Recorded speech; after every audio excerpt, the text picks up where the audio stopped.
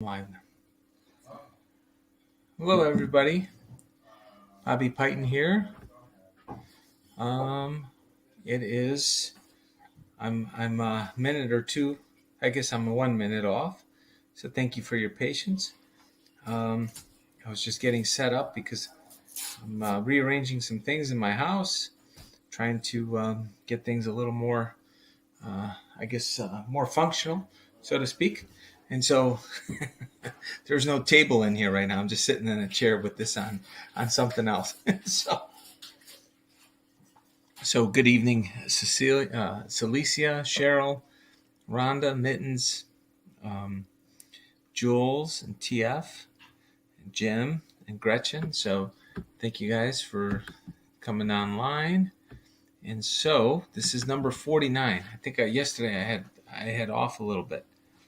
To go back, they stole 20%. I do like that, by the way, Jim. I was going to bring that up today, so this is great. Hey, Jacob, how are you? Hi, Donna, CH, Mason. So thank you all for coming in. So hello, Caroline, and so forth. And so before I get started today, though, I want to, yeah, my lighting sucks, by the way, but we'll get this figured out once everything else gets arranged. But I want to start out with something. I got a text on Telegram, and I said I would do a video about it. And, the day kind of got away from me. But what I would like to do is talk about what somebody asked me, and before we get started, if that's okay. And so, I have a question.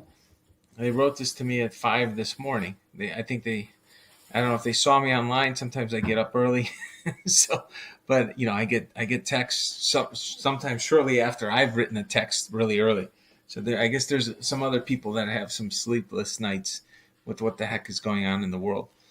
But basically, what they wrote is humbling myself mean to ask God for permission? Could you please explain what it means in God's eyes? It wasn't until I lost my cat that I think I got it. When no kittens anywhere, is humbling asking God for permission for things we take for granted. I love my cat, but now I can't find any kittens. Because a lot of shenanigans in Pennsylvania, to be humble, does it mean to ask God for permission? I'm not sure what it means. And so, humble yourselves and I'll restore you. When God says that, what does that mean? And so forth. So, with regards to humbling yourself, right? And, if you think about, what the word humble itself means, I think there's some people that have a different interpretation of the basic word humble. And so I think let's just start with the real basics, right? Because, we want to be sure we're on the same page with what the word means, because there's a lot of words in our language and that have different interpretations. And so we want to be sure that we cover that. But, being modest with regards to one's own importance is to be humble. To be humble is to, in terms of someone who's an elected official, that represents we the people. If you think about them, if they were truly humble and doing their job, as we would envision them, if they were more righteous in their behavior, they would be humble. They would be honored by what they have to do on behalf of so many, but they wouldn't let the fact that they're so important to so many inflate their head and inflate their ego. So that's my definition, and that's the way I think of the word humble, is when there's an overabundance of people who believe in your ability and what you can do to make their lives better, but you still behave in a way that is respectful and you don't take it for granted of what of the fact that we're all children of God. We're all equal before God. I can't stress that enough. And people, this is just my estimation, and maybe this is what God means, to humble yourself. Do you need to ask God for permission? And the answer is absolutely not. You do not need to ask God for permission. To humble yourself means to acknowledge that we are all, this is just my interpretation. She asked me for my interpretation, so I want to explain my interpretation of what this means. To be humble, you know, in God's eyes, it means to recognize that even if you might have additional gifts or talents that are of more use or service in a particular moment in time, that you still recognize and realize that you are still equal before God. Let me stress that again. Even if you're more up to the task than those around you for any particular moment in time, and maybe it's extended moments in time, it doesn't give you any more rights or privileges as being a child of God. That's my interpretation of what it means. And so, this is what it means to be humble before God. That you don't let the fact of what you're doing that is important circumvent the fact that we are all important, and it doesn't take additional priority over that fact. I can't stress it enough. I do believe this, and so maybe some of you are not sure, and maybe you're on the fence. I don't know, but I do believe that we are all one body in Christ. And that, I use the red blood cell example and the white blood cell example, that we're all part of this human body, this human experience, this human mind. If you want to think of it as a brain, maybe we're all each one brain cell. And the question is, which brain cells do you want to get rid of? It's kind of tricky. I don't think we know which ones to get rid of and still function as a proper brain. And so my point is that all human beings are important. They're all part of our consciousness, our existence, and we, one connection in our brain. It's not a shocker.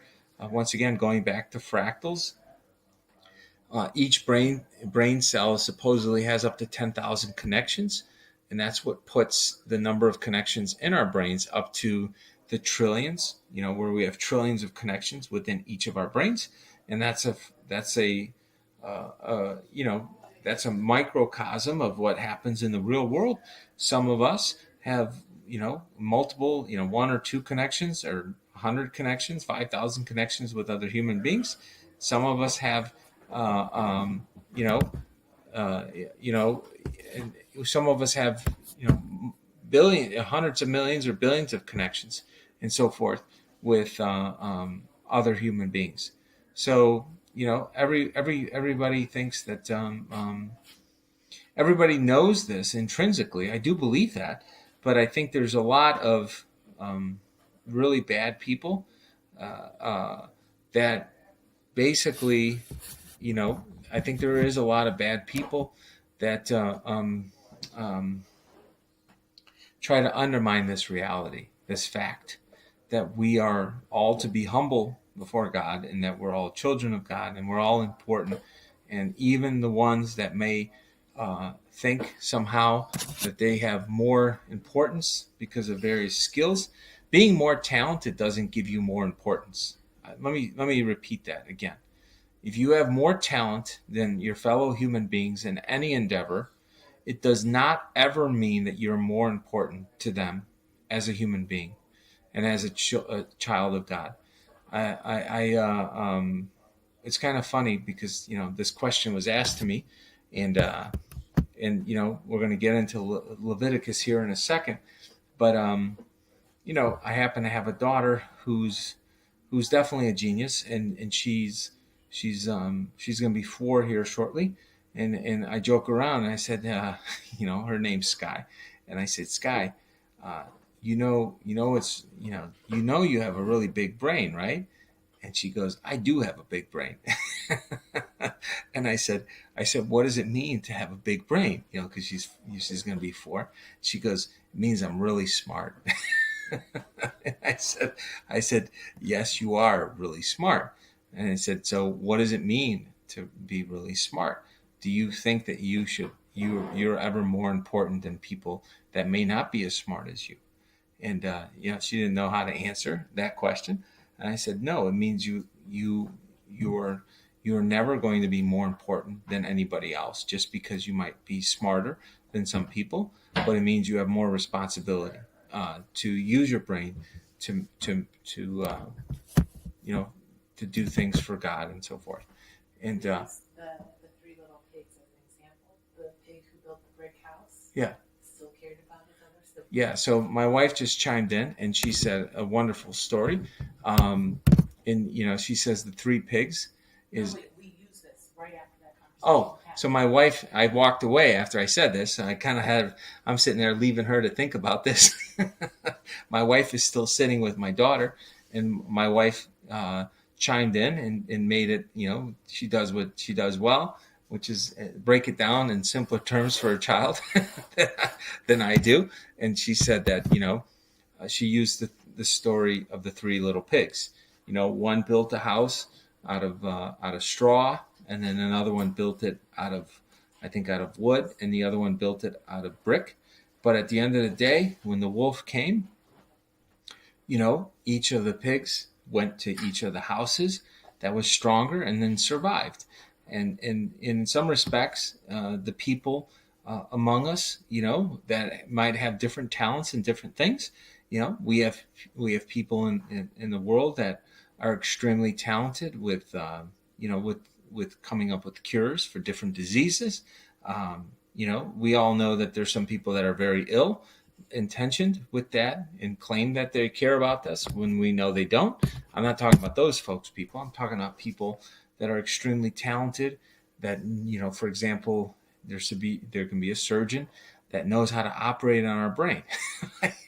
I mean, I sit there and I think about that, and it's like to cut open somebody's brain and then kind of get in there and kind of move some things around.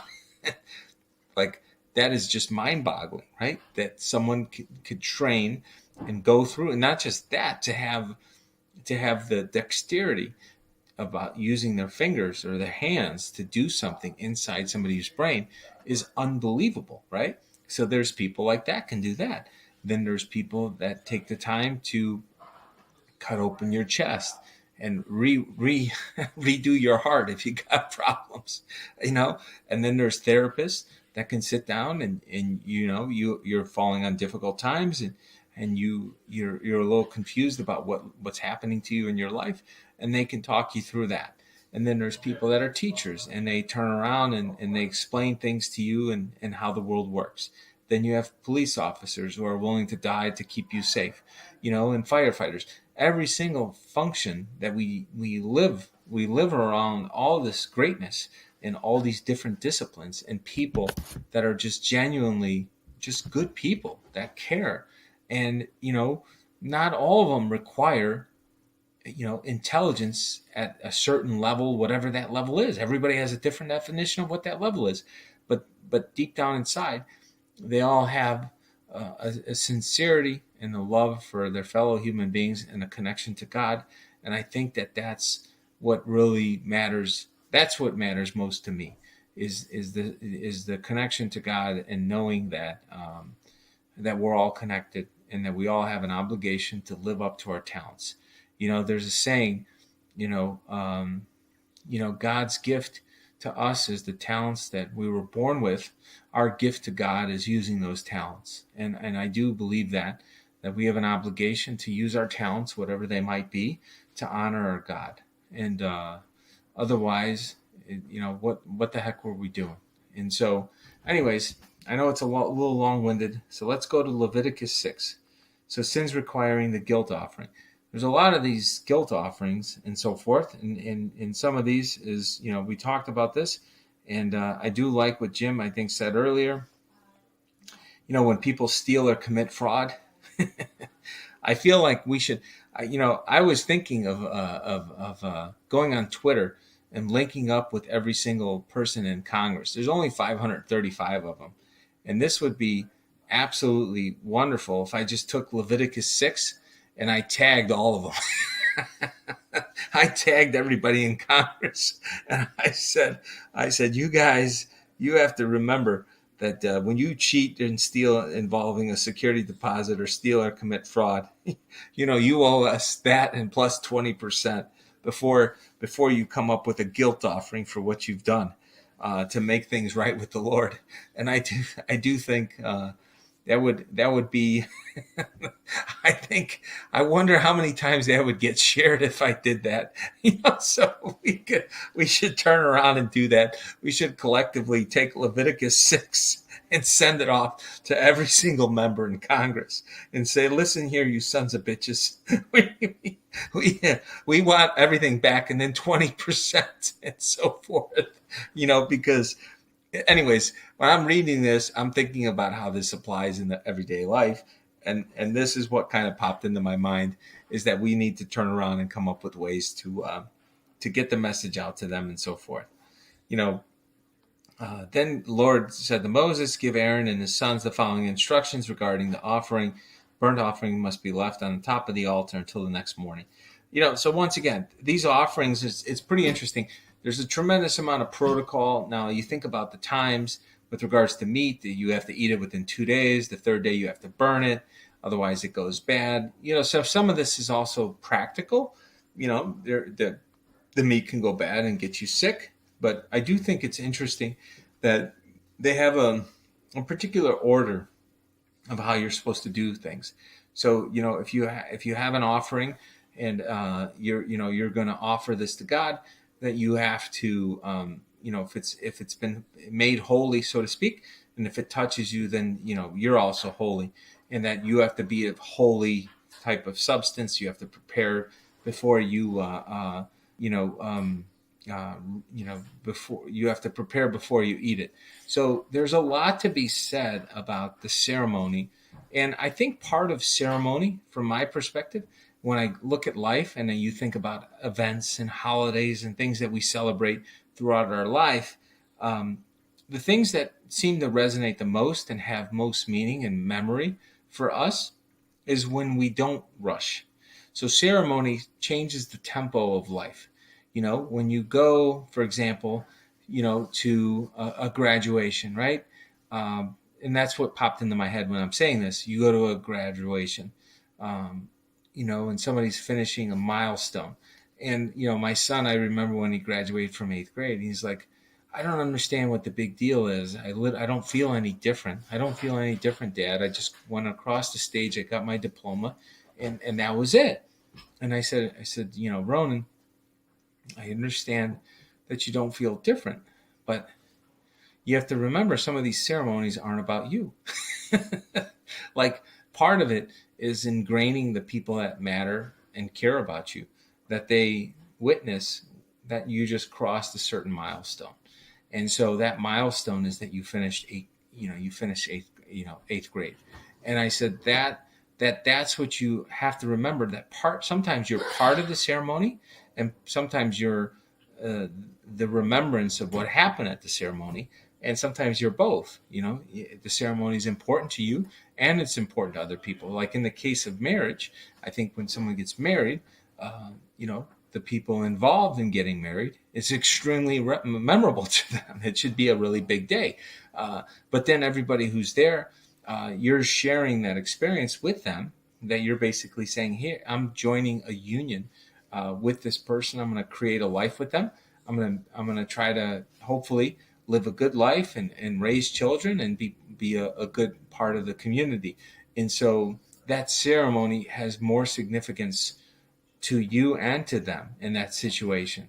Whereas sometimes, like I said, with my son and other things, they don't always have to have as much meaning to the person that is in the ceremony. And then, and that's okay. And you shouldn't feel bad about it if you don't feel as much excitement, or you feel like maybe it's been pumped up, right? There's a lot of that happening in our society. A lot of people feel as though it's supposed to mean more than it does. It's hyped up to the point where it's unhealthy. People think like there's like fireworks going to go off or something, and there's got to be all these cards and balloons and everything else, and you don't need any of that. It should be, you should take it as a time to reflect. This is what just happened. All these memories, all these things I just went through, all these friends. Am I going to see them again? Who am I going to keep in touch with? That's a much healthier way to, in my I guess in my opinion, as to what it meant. Like I remember graduating high school, and I remember graduating grammar school and so forth.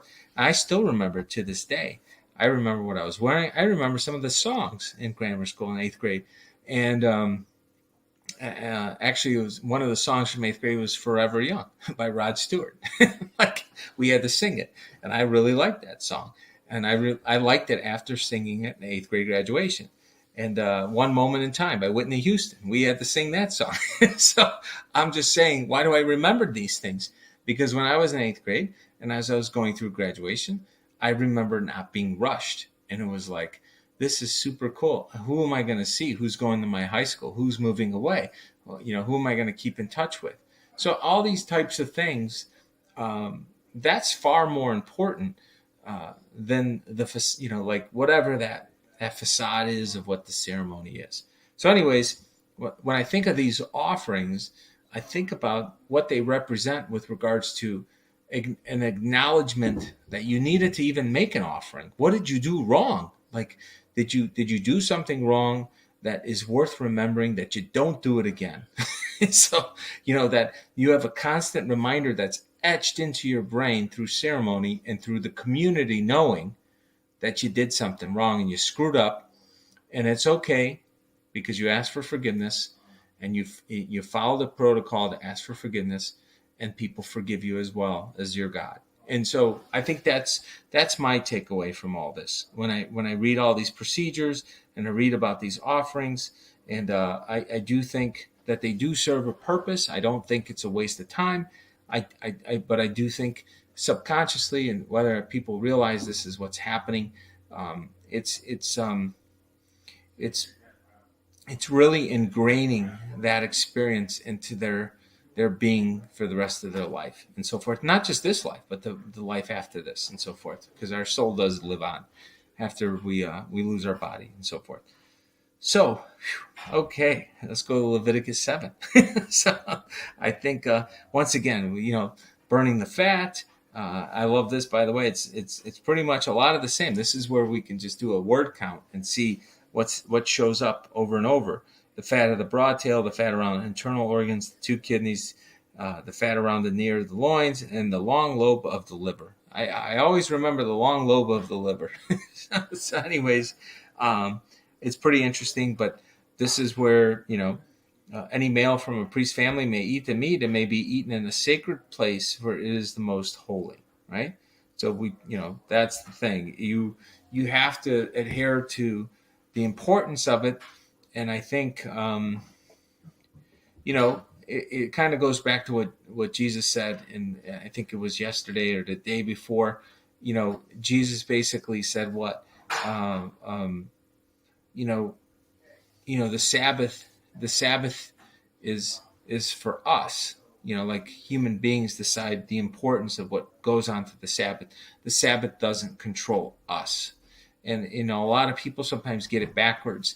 They start to think that the institution has more importance than the life that the institution is supposed to be helping guide.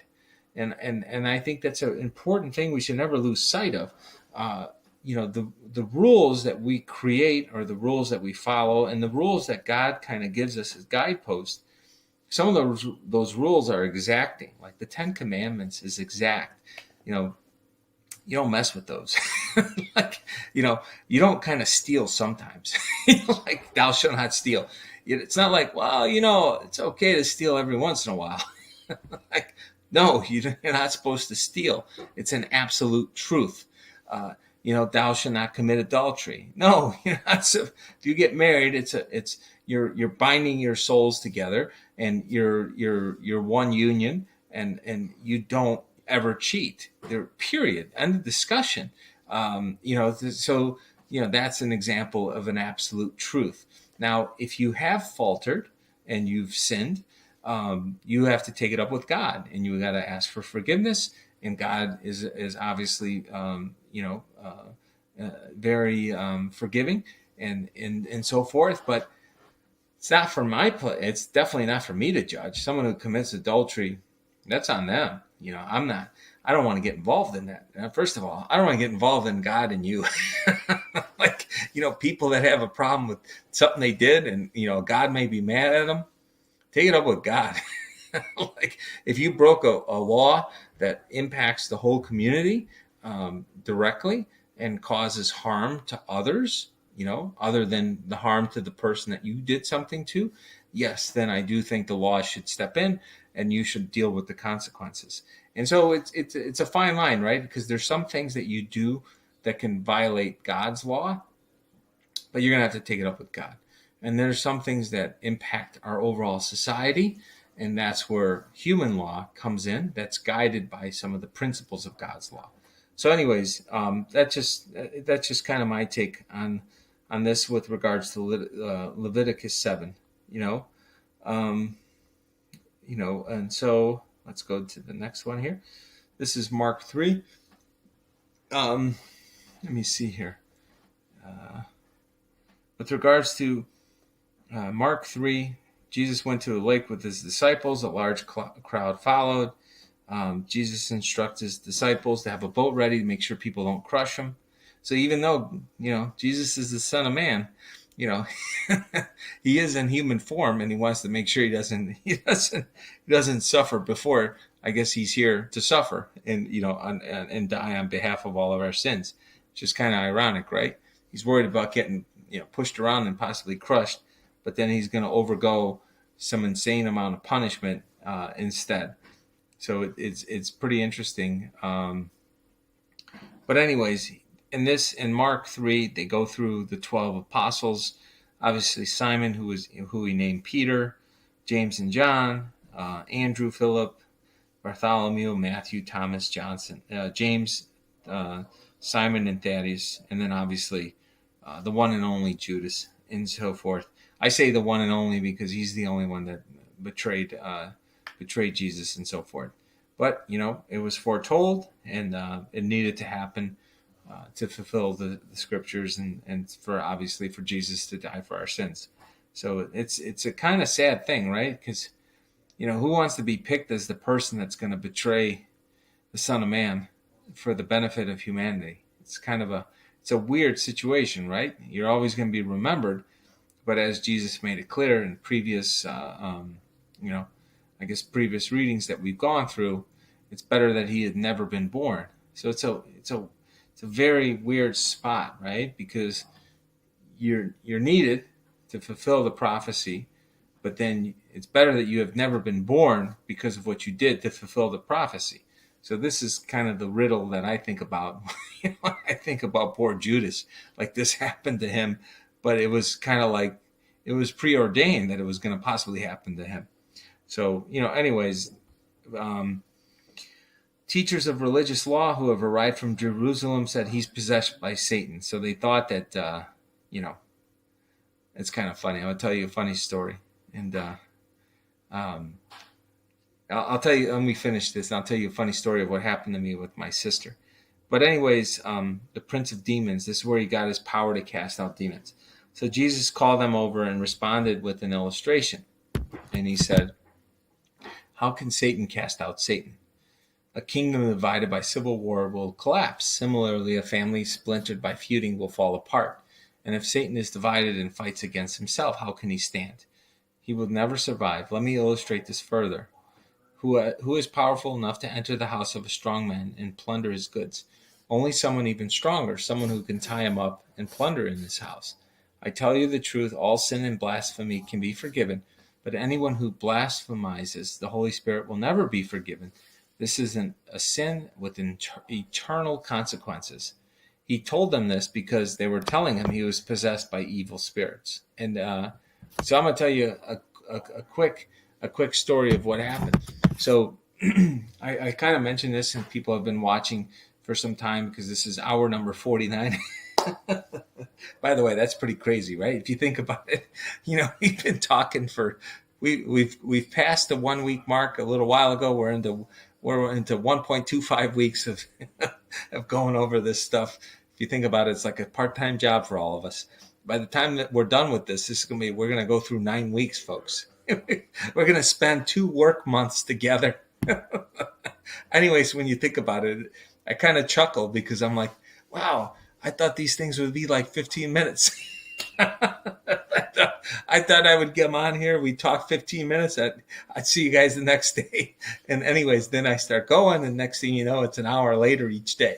So, but going back to what happened when my mom was sick, and I think I've talked about this. Let me have a little sip here.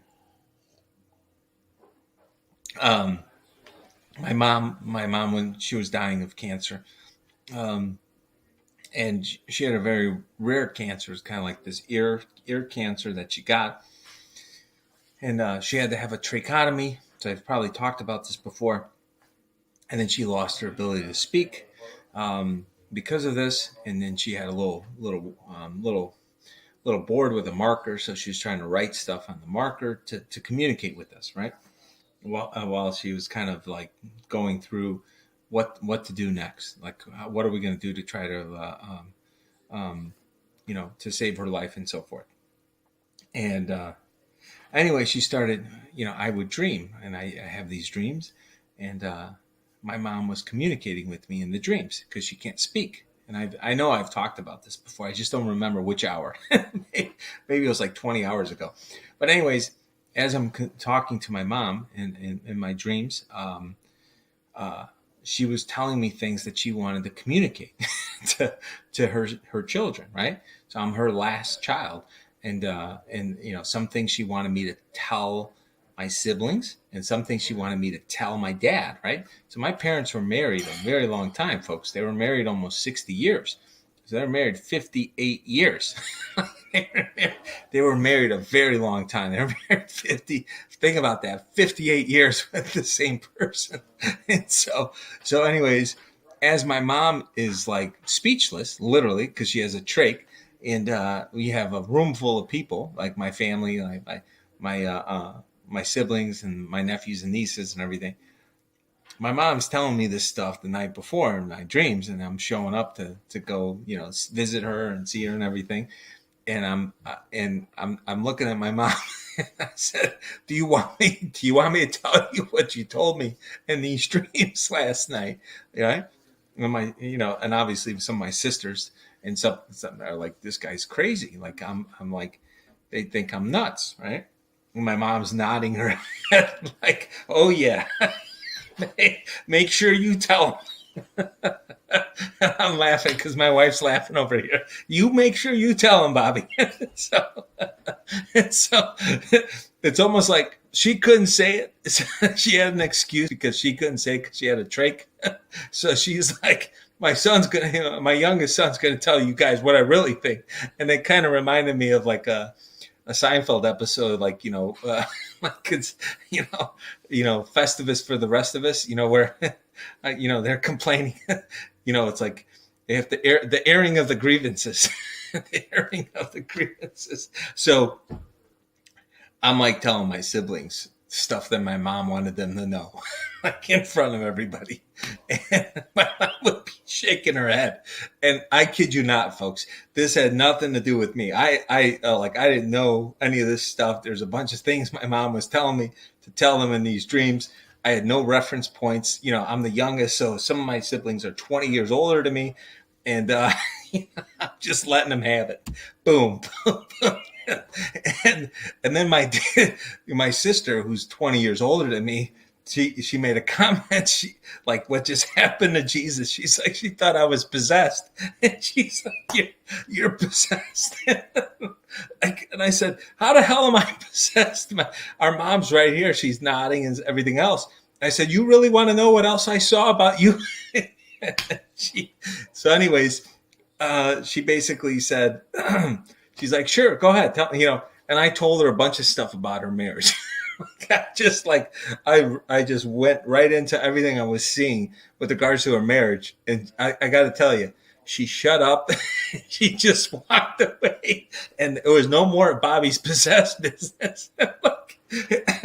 And first of all, I have no interest, by the way, in trying to look into somebody's space. Like I have no interest. I think it's a very private thing.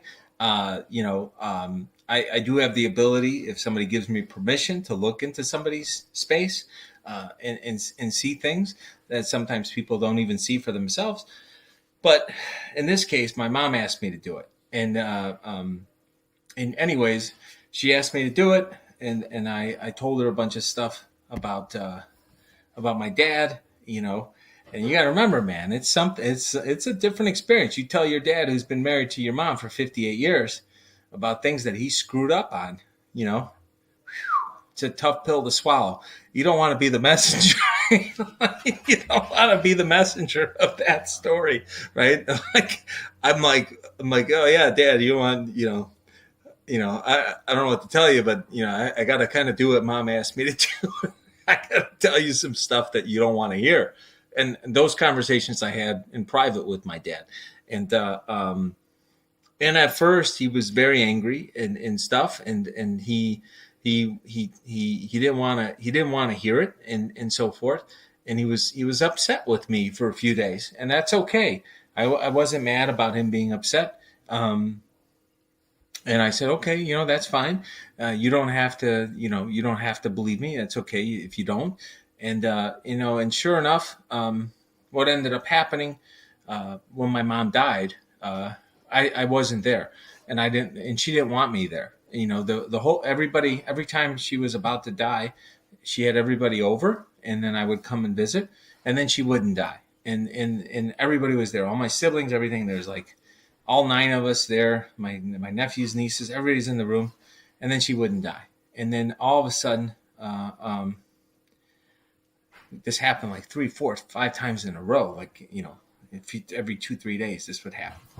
So then I get a call at 2 a.m, and my brother Joe, he goes, Mom's about to die. And I said, don't worry, she doesn't want me there. So she's going to die tonight, and that's okay. But she doesn't want me in the room when she dies. And tell Dad that I'll see him in the morning. I'll be there in the morning, and I'll be there at like 7. And so, anyways, she ended up dying within 15 minutes of that phone call. And I showed up at 7 in the morning, like I said I would.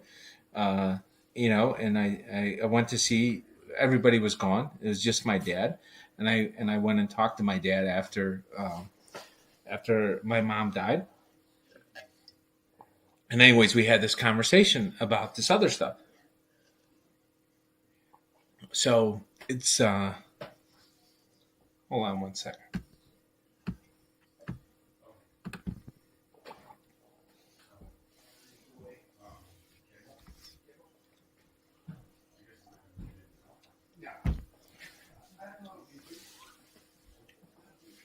One second, folks.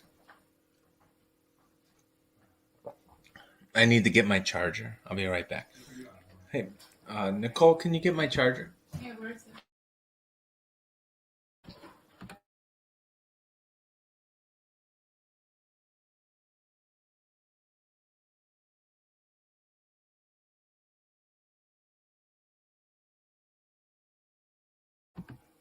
Okay.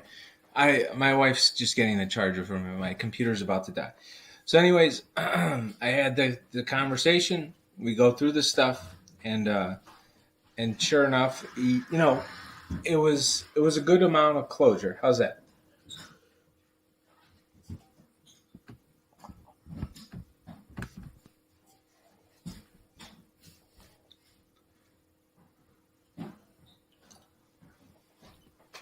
So, anyways, just give me a moment. Yeah, I think it's that one. Yeah. Get that plugged in here. 1 second, please. All right. Thank you. Okay.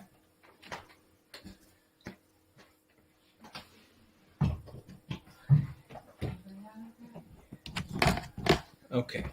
Thank you. So,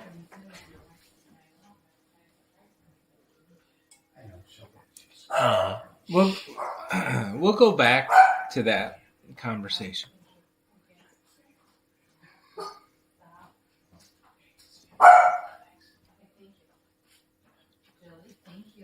So let's talk about Psalm of David, if it's okay. So, uh,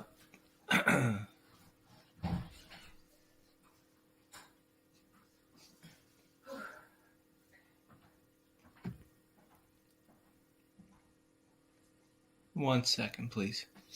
Well, that's a charger, right?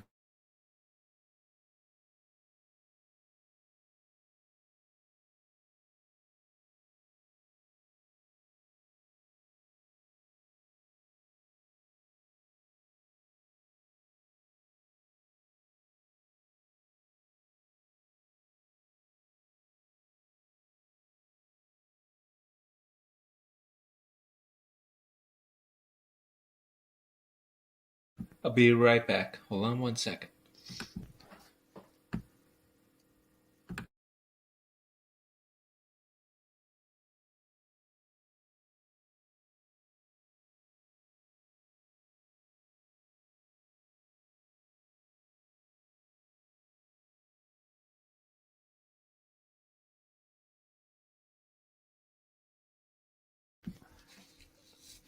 Okay. We'll continue that conversation a little later. So, um,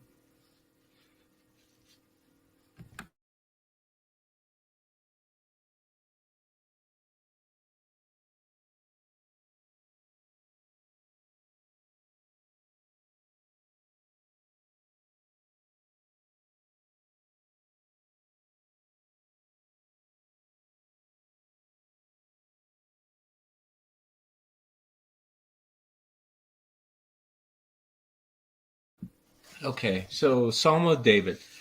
Uh, don't worry about the wicked or envy those who do wrong, for like grass, they soon fade away. Like spring flowers, they wither soon.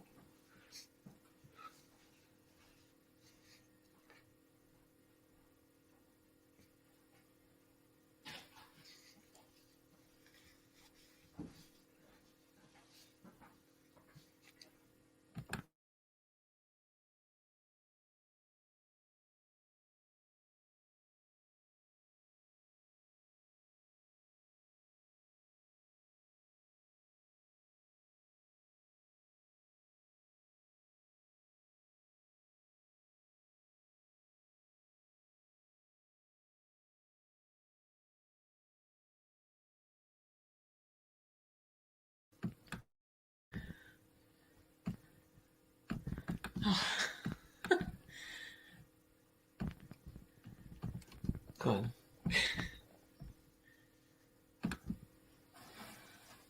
Hi. I'm just going to read, I guess, part of the Psalm of David for Bob, and he's just going to take a moment. So I'm not sure where he left off, but I'll start at the beginning of where he has it. So don't worry about the wicked or envy those who do wrong, for like grass, they soon fade away. Like spring flowers, they soon wither. Trust in the Lord and do good. Then you will live safely in the land and prosper.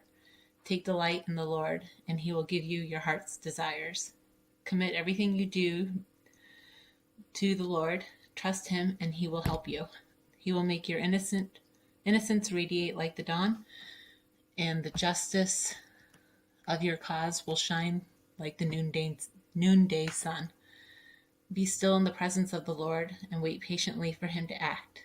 Don't worry about evil people who prosper or fret about their wicked schemes. Stop being angry. Turn from your rage. Do not lose your temper. It only leads to harm. For the wicked will be destroyed, but those who trust in the Lord will possess the land. Soon the wicked will disappear. Though you look for them, they will be gone. The lowly will possess the land and will live in peace and prosperity.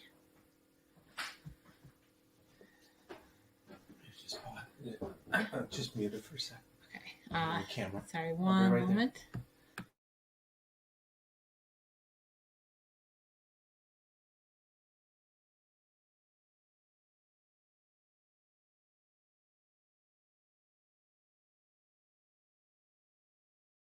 Okay. Thank you. Thanks, Nicole. So, sorry, I got a little choked up. So obviously, I appreciate Nicole taking the time to read Psalms 37. Don't worry about the wicked and envy those who do wrong. They will soon fade away like spring flowers. They will wither. Trust in the Lord. And I guess, when I think about this passage and I think about, the concept of, I guess it's kind of funny, right? Because death is a concept, but it's an actual event. And being able to,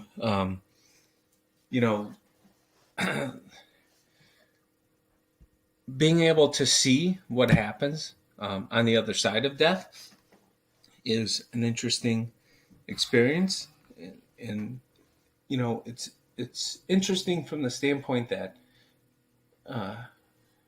you know we grow up, or we are told or taught, what however you want to say it, that it's a it's a bad thing when somebody dies and so forth.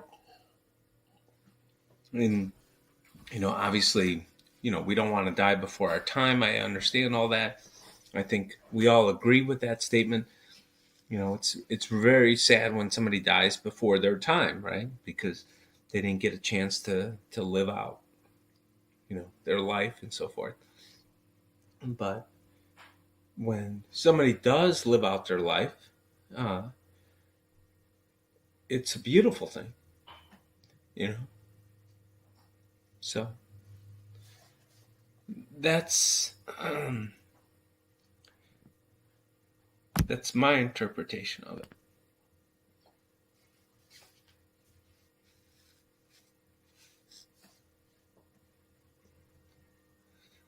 So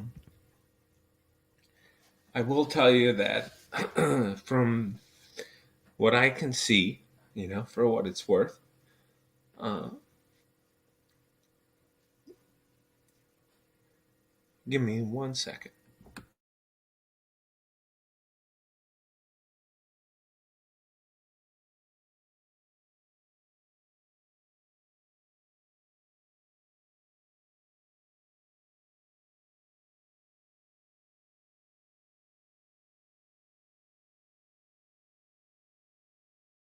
So basically, sorry I'm so emotional about this, folks, but thinking about it, not just thinking about it, but being able to see what happens with what happens, so to speak, on the other side. It's you know it can be overwhelming.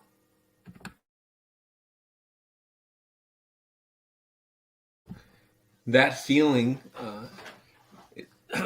is very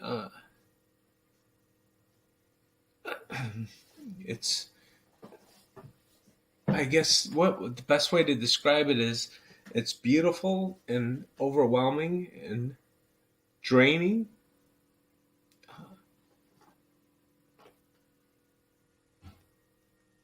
all at the same time.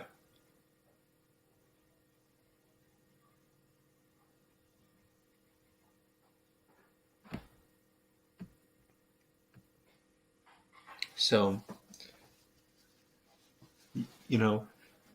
you can communicate with the souls of people that have left this physical world.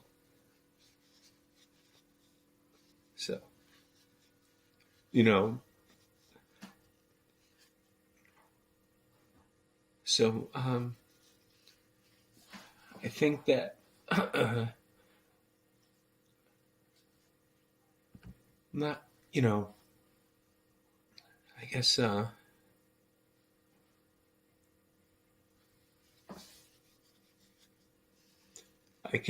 I'm a little shocked that more people don't know how to, but you know, I'm not sure if it's something that you pick up somehow or you learn it, but it's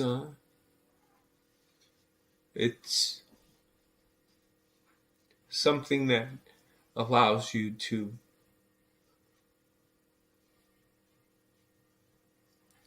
what's the word I'm looking for, is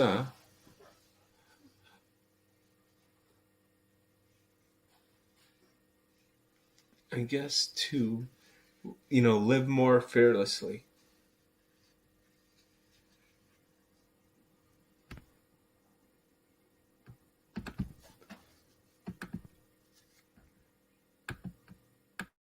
One second.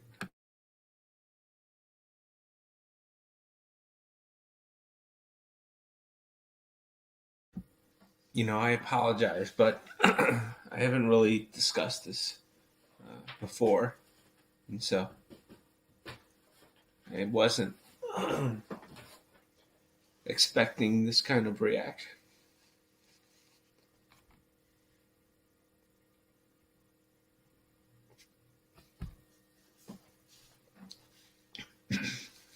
So, what I will say is that um, there's definitely more to this existence than we're told. I think it's hinted at in the Bible that, you know, especially people that have faith know that this life is temporary in our physical form, but our spirit does carry on. And what I will say is that, you know, when you can see that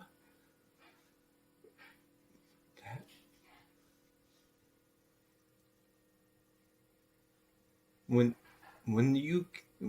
it's, seeing isn't even the right word. When you know intrinsically with all your being that the other being is moving on, it's it's pretty cool. It's the best way to describe it. And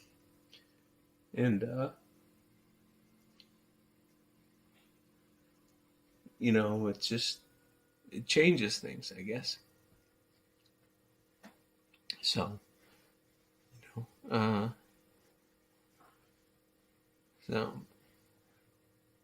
anyways, so let's go to Proverbs 10, and we can wrap this up, I guess. Sorry, folks. So, the Lord will not let the godly go hungry, but refuses to satisfy the craving of the wicked. And so, when I think about this, obviously there's a literal meaning about going hungry, but the hunger is not just about food from the standpoint of what we need in our physical body, but food for our soul and so forth.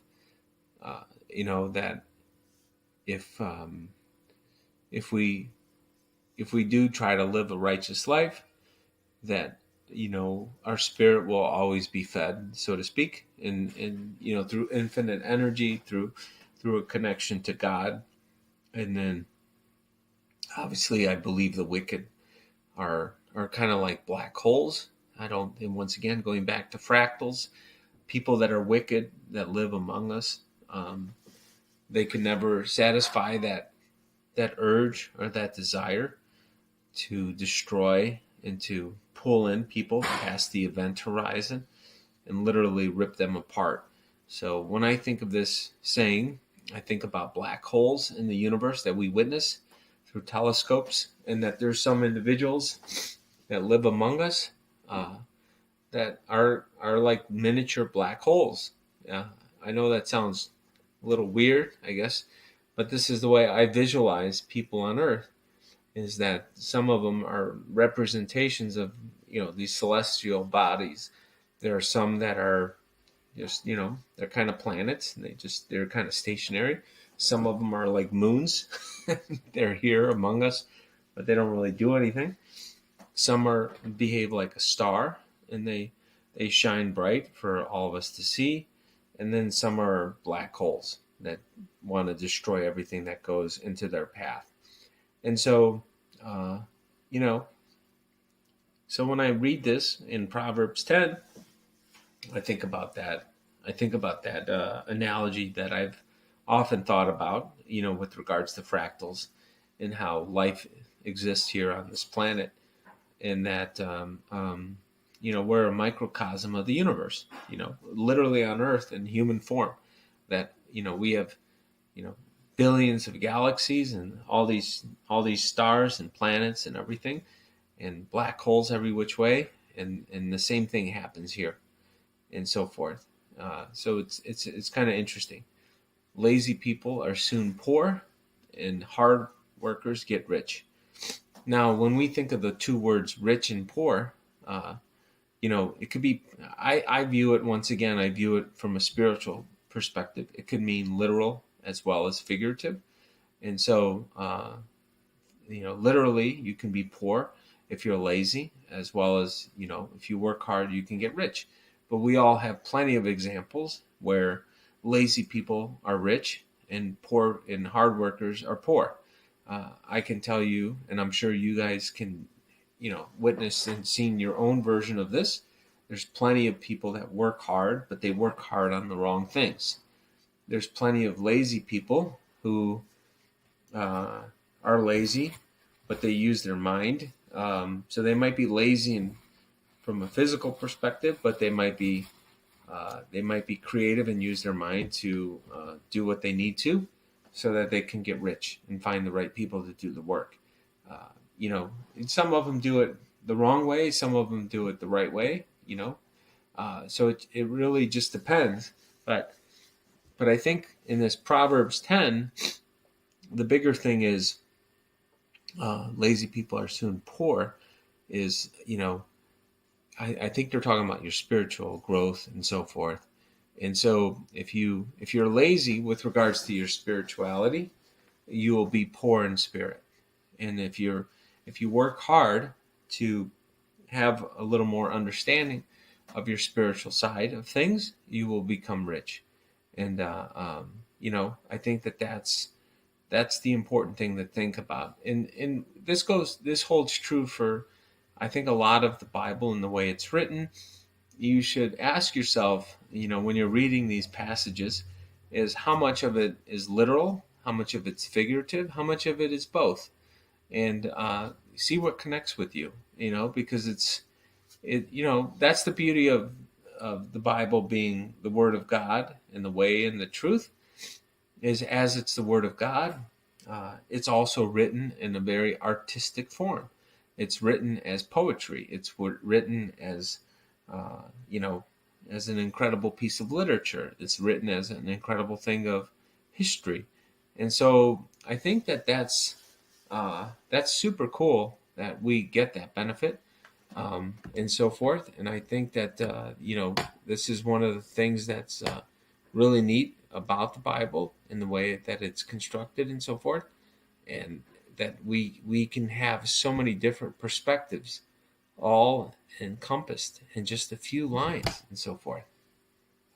And so anyways, that's what my take is. I'm sorry. I definitely feel a little more composed now. So hold on one second.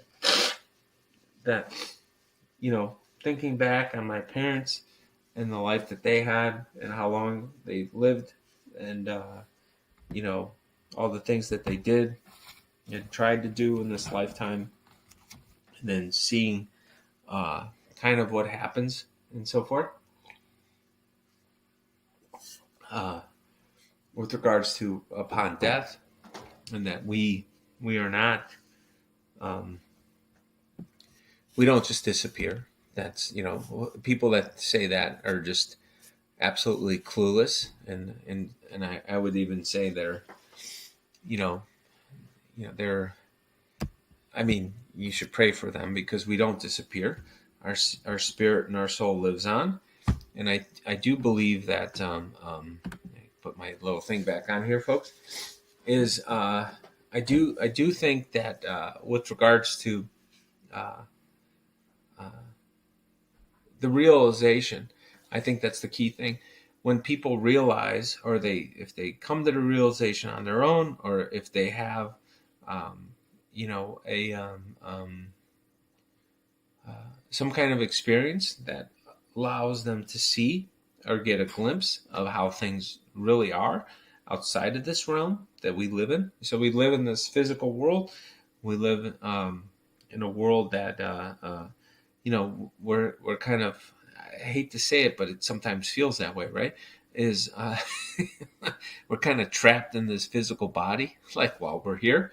Uh, but living in this physical body, living in this physical world around us, um, oftentimes, as a result of that, we lose sight of what we really are, which is we're spirits, and that uh, we're we're in this world, but we're not of this world. And I do believe that we come here upon birth through, as a spirit, and this is kind of uh, uh, I think that in some respects maybe this is an educational center for spirits. Maybe this is like some kind of weird school that we have to go through, um, to move on to the next stage of what our spirituality is. Um, you know, maybe this is some kind of penalty. We screwed up as spirits somewhere else in God's universe, and that this is kind of like detention camp or something. Yeah, I've had a lot of thoughts about what the hell we're doing here. So, but all joking aside, when you tap into, yeah, I agree. We are spirits having a human experience, but the question is, what is this experience all about? And so, like what are the key things that we're here to learn, and so forth, and I think I think when you make that connection and you can sense or feel or lose yourself in this other side of our spirit, outside of this physical form, when different things happen or different communication comes into you, I think when those events occur, uh, they're pretty overwhelming, uh, but they're also an incredible reminder of you know why we are obligated to do the right thing in this physical form. And that, I think this is the key thing, the key takeaway for me with regards to religion and with regards to the Bible and other things, is that um, if you saw what the other side looks like, what the other side of this human experience looks like, and the other energy looks like, and all those things, you know, it's a pretty compelling argument to try to do the right thing more often than not. How's that? Now, keep in mind that we are human, and so we're going to have our own little limitations, so to speak, and we're going to make mistakes. But all I can say is that once you kind of experience it, once you see it, um, once you, I guess you can say, you humble yourself to it, Odessa, or uh, you, uh, what's the word? You begin to do God's will and so forth. As you let go of the attachments that this physical world tries to have on you. The physical world tries to chain you to this world. It's an interesting dynamic. So we live in this world. We're here, but a lot of what happens in this world is to create chains that make us want to stay here indefinitely. And it's an interesting thing because it's like a self-induced prison. And I often think that I wonder if you get to the point where you free yourself of this world spiritually. I often wonder if that's when you die. I sometimes think about that. It's like, well, when you truly free yourself of this world from a spiritual perspective, do you disappear? Do you go? And I think it's a damn good question. I don't know if that means that uh, you fulfilled what you're supposed to, and then God gives you different things that you're supposed to get done with the remaining time that you have, or that you just you I don't know, maybe you have a quick heart attack and just leave this world. I don't know which one it is, folks. But anyways, uh, I do think that it's a beautiful thing. I hope other people that are listening have had it or experienced it and so forth, because I do think that it would give you a tremendous amount of peace if you saw or felt it or seen it or experienced it, whatever you want to call it, and you knew that it was true. And I think it would change the world in a positive way when people realize that by putting God first and doing the right thing, if everybody woke up and tomorrow and started doing the right thing without concern for uh, their own physical being in this physical form, but did the right thing because it was the right thing to do for humanity, not only would there be less, uh, you know, not only would I guess what I'm saying is the world would be a far better place, and there would be a lot less to be fearful of than the fear that we probably currently experience and so forth. Um, anyways, I do believe that, and so uh, it's a function of people having to come to that own realization and their own truth. Um, you know, uh, that they need to see it for themselves. You can't make somebody see something, just like you can't make somebody love you, or you can't make anybody love anybody. They just have to do it in their own due time when their own mind and their own spirit is ready to hear it, and so forth. Anyways, with that, if anybody has any comments or questions, let me see. You know, anyways, tough day, folks. You know, so thanks for your patience. I appreciate it.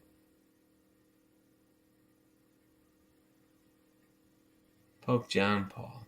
Yeah. Actually, Pope John Paul, if you look at photos of him, I'll tell you a funny story, Carolina. If you look at photos of Pope John Paul, he's from the same part of Poland that I'm from, which is Zakopane. So I heard, and I pulled it up because I didn't know, and I kind of had a hard time believing it, but he kind of looked like I did as a young man. So it's kind of funny, for what it's worth. But I've only looked at a couple photos I pulled up of Pope John Paul that we had a similar profile. As if you look at photos of me when I was a young person, I kind of look a little grizzly now, but some of my older photos kind of look like him. So, oh, keep trying. Just said looks similar to Bobby when the Pope was young. Did you just pull that up, or did you pull that up on your own? Uh, keep trying. But I've heard that before. I kind of chuckled when I heard it, but then I pulled it up. I'm like, wow, I guess we do kind of look alike, and he's from the same part of Poland. so, so who knows? Maybe we're somehow related. Uh,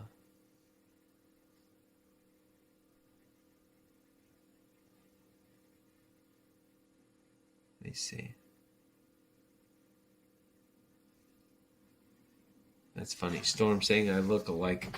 I don't, like I said, you guys don't have photos of what I look like when I'm not all grizzly. But let me take a look. I haven't looked at him in a while. Let me take a look if I can see. I'll maybe put a photo of what I look like. Uh, you know, as a I'll see if I can find one when I was younger, and I'll put two side by side. But I did get a kick out of it when I saw it. Let me see if I can find something that I'll show you the photo that I think that looks the most like me as a young person. Hold on a second here. Is anyways, let me see. I don't know. It's gonna be tough, folks. It's tough to look at yourself and then figure out who you match up with. But anyways, I don't know. Let's see if I can find like one photo or something.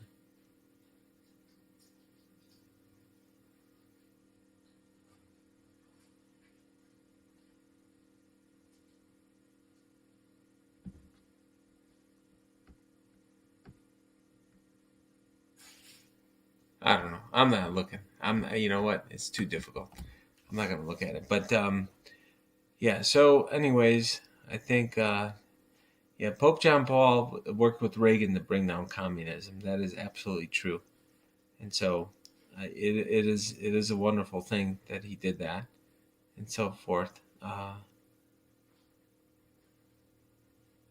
Speaking of John Voight, Hope in Christ, I think John Voight. Oh, I know what happened. Somebody told me that John Voight was reading my stuff. That was friends with John Voight, which I thought was super cool because I really like John Voight. And I told him, "You feel free to give John Voight my phone number if he ever wants to call me," because my name came up with him when I was doing stuff for Trump. So it's a small world, folks, because I wouldn't, who would have thought that John Voight would be talking about me? I think he's a phenomenal actor. So it was kind of cool. I did not hear from him. I'll have to call up the gentleman who told me about John Voight bringing me up in some conversations and so forth.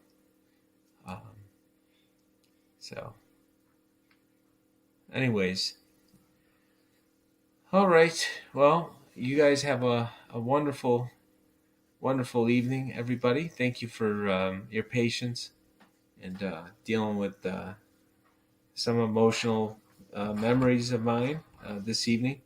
It was, like I said, a little unexpected, and I haven't really talked about it, so I didn't know how I was going to react, and then it kind of hit me a little harder than I thought, and so forth, and but I appreciate your patience and waiting for me to kind of pull myself together, so to speak. Um, you know, Dealing with those emotions and so forth. So, with that, I hope you guys have a wonderful evening. So, God bless you. God bless your family and friends. And may God continue to bless the greatest nation in the history of the world. And may peace be with all of you. And if you don't have peace, I have no doubt that if we all put God first, that we will all get peace and we will restore peace, not just to this country, but to all of humanity, because that's what's at stake right now.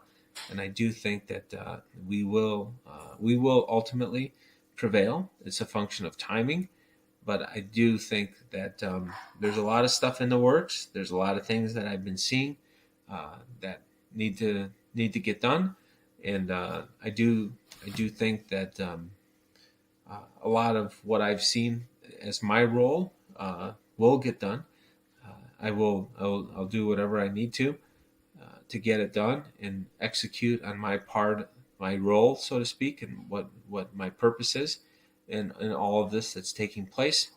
But I can tell you right now, if you can see what I can see, um, with a lot of these things, you would have a tremendous amount of peace, and I do have a tremendous amount of peace, and all I can tell you is I'm going as fast as I can. I'm going as fast as I can, and I do think I'm doing the things that will hopefully make it lasting and sustainable, through time. And so everything I'm trying to do and how I structure things and do things is to make it scalable and to be able to function without me if I'm not involved, for some various reasons, uh, and etc. So that's the deal. Uh, a system or a process or an idea doesn't really mean a hill of beans if it can't live on past you. That's my personal belief. And so I'm going to try to create an infrastructure or system and solutions that will move on just fine and so forth. So, anyways, have a wonderful evening, and I will see you tomorrow. Thanks again for chiming in. Have a good night.